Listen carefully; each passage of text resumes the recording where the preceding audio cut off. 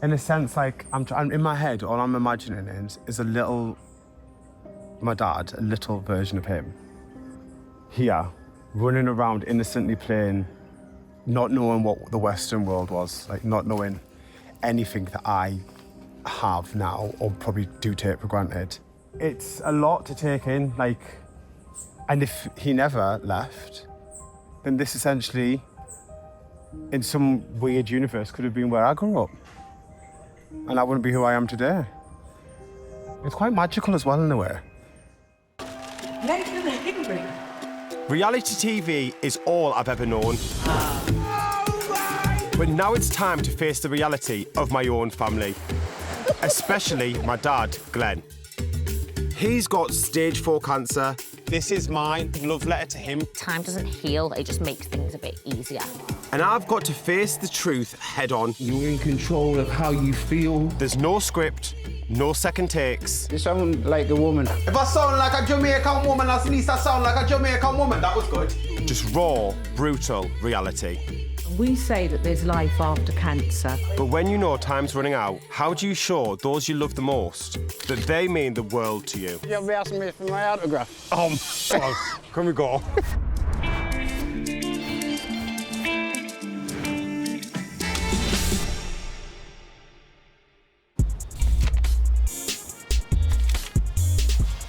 My dad left Jamaica for a new life in Britain when he was 13.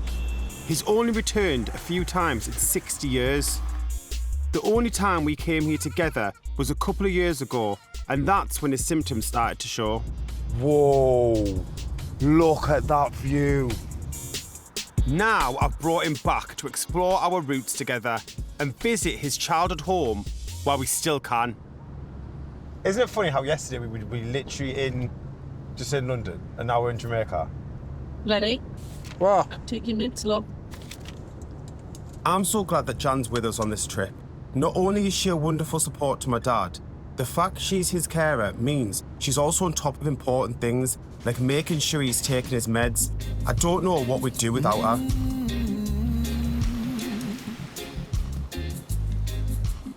I'm hoping that just being here and soaking up the surroundings will do Dad a lot of good. Paradise. Paradise Island, man. Woo. Oh, my Lord. I'm in heaven. I am going to heaven. Oh.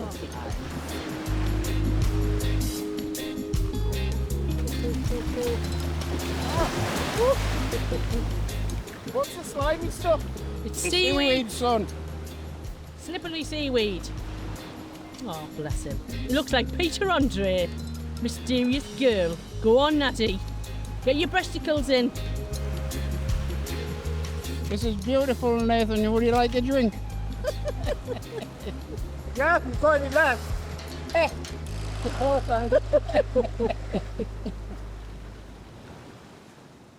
It's nice up here, isn't it? It is. We're going to go to Seaforth, where you're from. See, like, where you grew up, see our family home. Right, sounds good. As I say, like, I left there in 1964. It's a long bloody time to leave. Do you feel more Jamaican or do you feel more British? I feel like I'm still Jamaican, but Jamaican British. Do you think you've held on to your culture or not? You kind of take it out of a person. It's important, really, to hold on to your culture, so, like your kids, know where you come from. How do you think I would have turned out if I grew up in Jamaica? About the same. I completely don't agree with that. I think if I grew up here and lived here, I would be a completely different person. I wouldn't be who I am now. One, I wouldn't be openly out and gay. I probably wouldn't have a boyfriend. Probably still wouldn't have told you. Not every family is the same. So just because we've had that good experience doesn't mean that everyone has that experience. Do you know what I mean? So talk Jamaican now. Go on. Please talk Jamaican right now. What you want? Eh? What you want, boy? Me back to my roots. To the cold place. Please stop talking to me, man. You're messing up my chakras. You go back. You're enjoying the peace. Why you talk so much? You go back there. Man, we're in the mountain and all I hear is yappa, yappa, yappa. Be quiet while taking a view.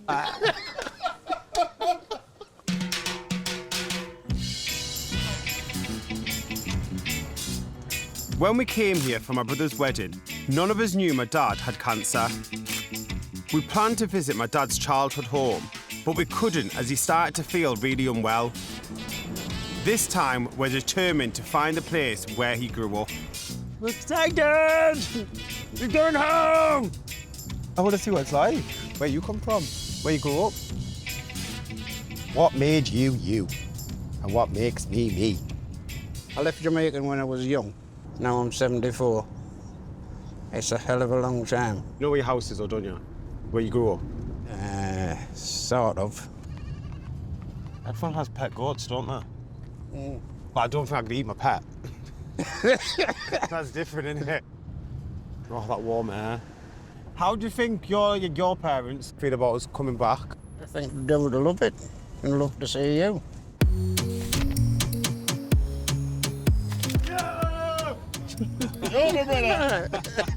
That was loud. We're in Seaforth now, so you need to let us know When I get to it. what you remember, and you, Jan, as well. Like, well, there's the police station. And is this bringing back any memories now? Do you remember anything about this road? And where is this? Excuse me. This is school lane, isn't it? Right, thanks. My dad can't quite remember exactly where his family home was, It's changed, isn't it? but he does recall where one of his relatives lived, and that's a start. Down here, yeah. Are we getting closer to Bab's house? Yeah. Down here, yeah. This is my auntie's house. Do you used to come here a lot when you were little? Yeah, he used to come down with my mum. So this is our Auntie Babs' house. She's currently on holiday, so from what I've gauged from my dad, with it getting hot now, I can tell he's starting to get confused. So I've just said, who is this? And he was like, my auntie, my cousin, my auntie, my cousin. I think it's a bit overwhelming. Yeah. I mean, we're getting closer. You know, it's been a long friggin' time he's been here. Oh. You know, it's different. This is proving more difficult than we thought. Dad needs a break. We'll leave it for today.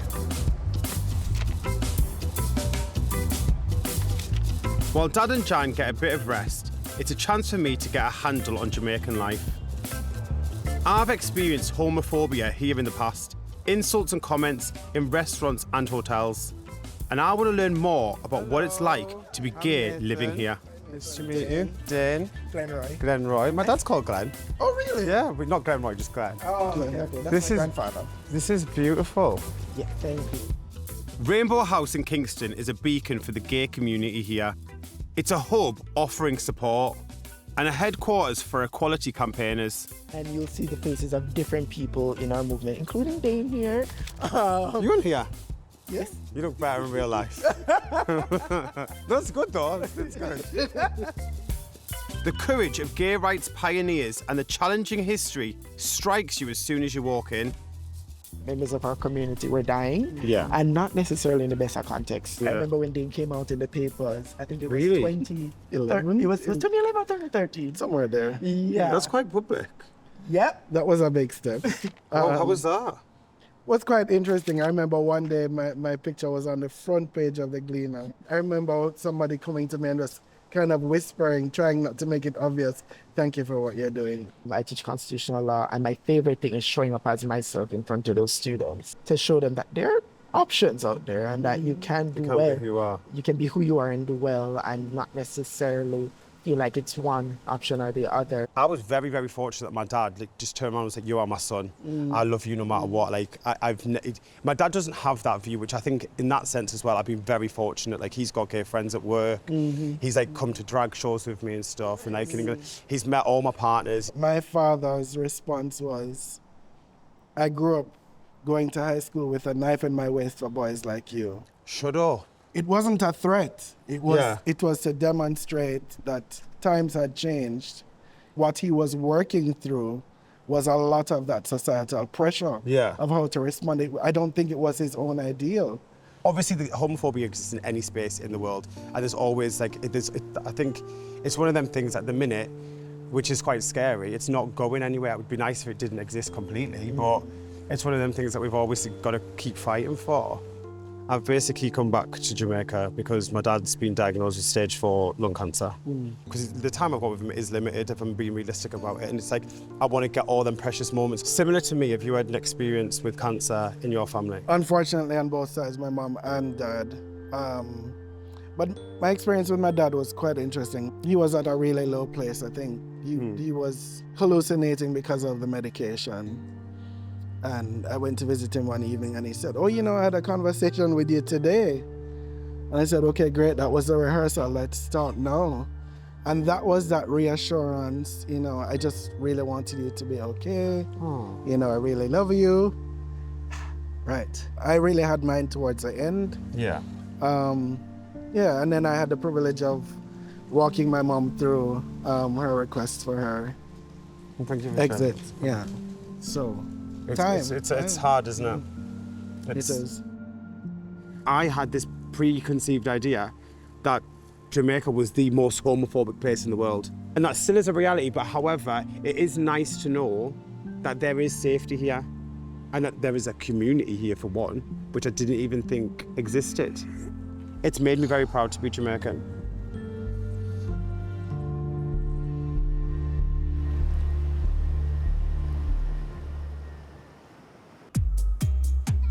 Today we're back on the road, looking for my dad's old family home.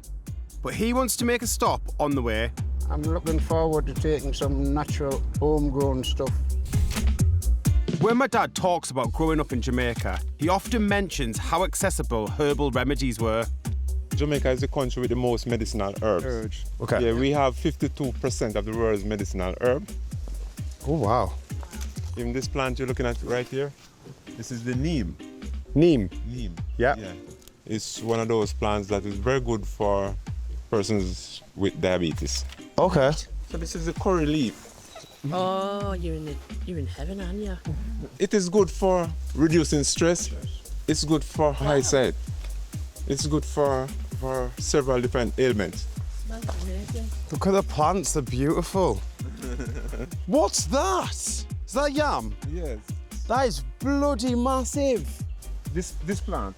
This plant! That's nice. That's a nice plant. Does it smell good? This is the garden here. Wow.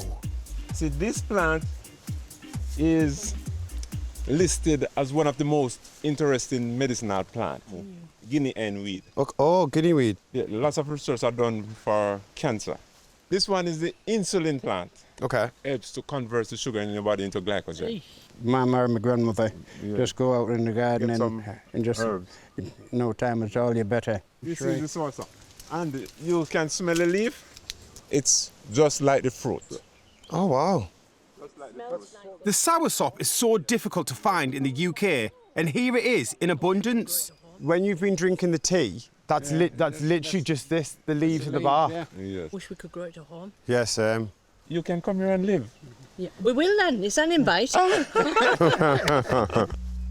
Traditional herbal remedies can be really helpful, but it's important for people to check in with a healthcare professional before incorporating them into their diet.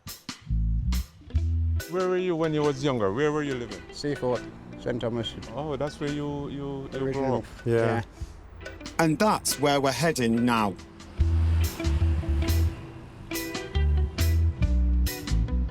The whole way through this experience, we've talked a lot about the food, the culture, what his life like was before. And I think if I want to get to know my dad on a more personal level, I need to see where he's from.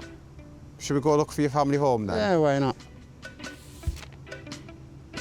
Obviously, I've never been anywhere like this. This is seeing where my dad's actually from.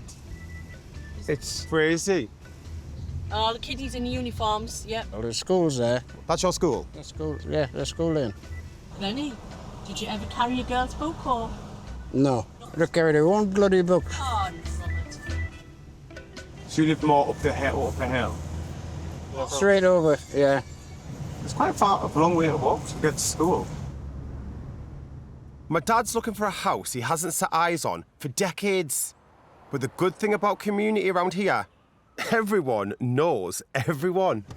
Just gonna look at something. What's this? Excuse me, can I have a word, if you don't mind? Do you know Judge? Yeah, we used to live here. He used to live here. Yeah, my grandson living there. Who used to live there, Si? From? I'm from England now, but like, Our family. yeah, The family. yeah, I see it on you. yeah. Really? It's One seen, never forgotten. Yeah. So your uncle's son now owns this house. Rouse. Yeah. Yeah. Clifton's son owned the shoe thing The road. down the road. How far down is it? Not so far. After being pointed in the right direction, my dad has finally made a breakthrough. He's found a solid family connection. Hello, I'm Nathan. This is Bilal. Nice to meet you. Joe, this one. That's my son. Yeah. The reason why I remember this bit, I was coming up the road and I thought, old granddad's buried in the front yard. And like, that's why I thought. Yeah, that's uncle. It's proven a lot more difficult than what I don't know why I thought this was going to be straightforward.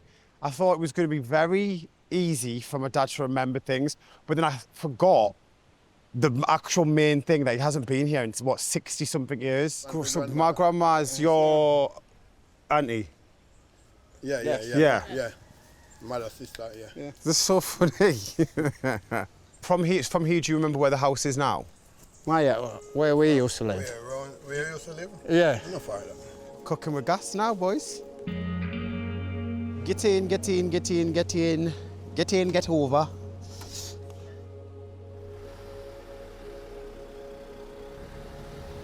Wow.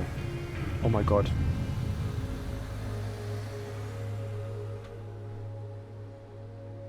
Little adventure. We found the house. I'll go have a look. Let Nathan go down and have a look. Can you remember it being this steep before? No. It's too steep and overgrown for my dad to get through. So it's up to me to investigate and film what I find. Down this way. Nathan had to go through here because the house where we used to walk is where the van's parked now. Yeah. And he used to just go through and there's a dog in there and like, it doesn't like people. Oh, right. So that's why we had to come down here. Sensible. This is, I'm assuming this would have been the river. Right there is my dad's house where he grew up when he was a child, so where my grandma would have lived, all my aunties and uncles, my granddad, my dad. But if you look through the trees there, you can see it's not very big. I don't think anyone's lived in this, obviously, since grandma and granddad moved to England. Then obviously all my dad's brothers and sisters moved there. You used to live in there. That's really strange. It's strange for me. It is quite overwhelming, isn't it? In a sense, like, I'm in my head, all I'm imagining is my dad, a little version of him, running around innocently playing here, not knowing what the Western world was, like not knowing anything that I have now or probably do take for granted. Like running around picking mangoes, picking bananas off a tree, playing in a river, not worrying about the things that I would say my generation worry about. It's a lot to take in. It's very small. Is it small or is it No, just we can only see this bit? Yeah, it's big. It's quite magical as well in a way. That house is over 70 years old, made of wood, and it's still standing. I mean, the Geordie Shore house was made of wood and it lasted 4 weeks. And if he never left, then this essentially, in some weird universe, could have been where I grew up. And I wouldn't be who I am today.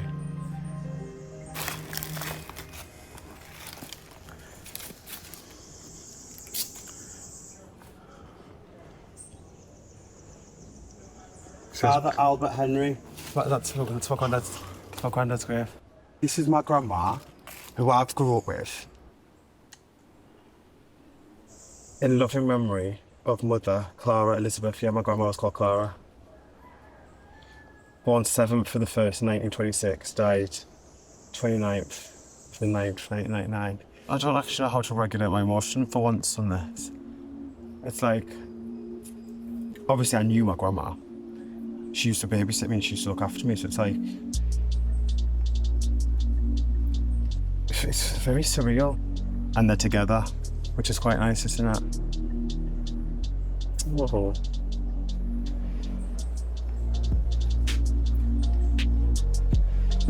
As a child of immigrants, always caught between two worlds, you try your best to fit in, and it's sometimes hard to know where you truly belong.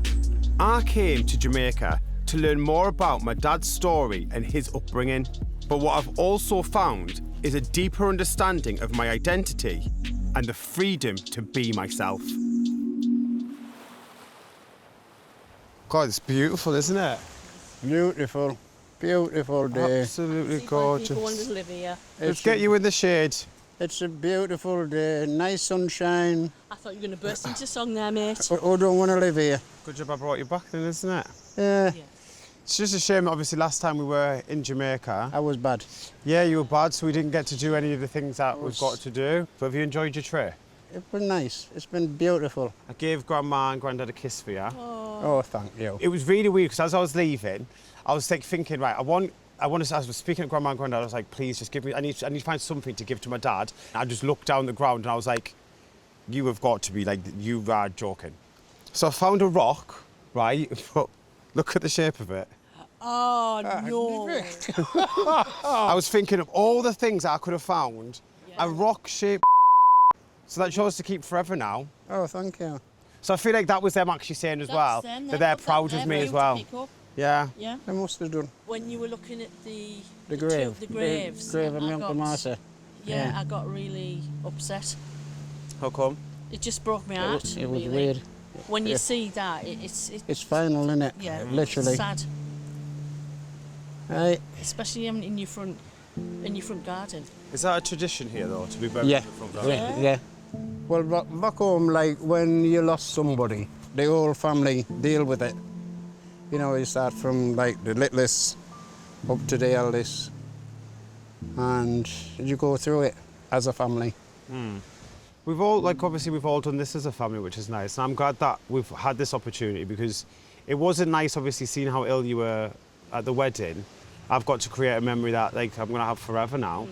I'm proud of you, Nath, for what you've done and the way things worked out. Come here. Oh, I love you. I love you too. The way I view life now is completely different to how it was when we first started this. And I also think the way I view death is completely changed. Like, I'm not scared of it anymore. It's inevitable. I think now, if anything, I view life more as a celebration.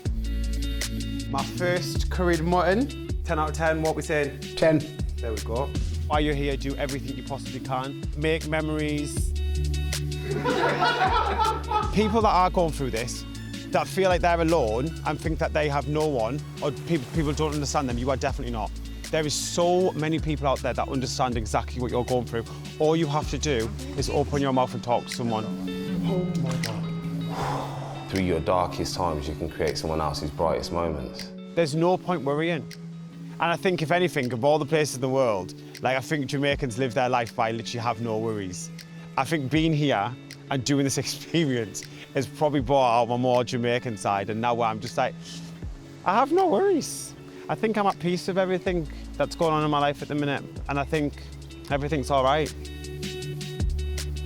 I think anyone that's going through something similar to what my dad's gone through, or something similar to what I'm going through, I would honestly say just take each day as it comes. You do have easy days, and you do have days where you remember who the you are. It's hard, I'm so sorry. So sorry. And just to be strong and keep going, because life is fleeting. We only have one chance at this. The important thing is not to give up and just to keep fighting. If my dad physically is not here, I'm always going to have him in here, and I'm always going to have him in here, and I'm always going to have this, I'm always going to have this memory. There's literally no way I could ever forget who my dad is. That's never going to happen. So it's physically impossible for me or anyone to forget who Glen Henry is.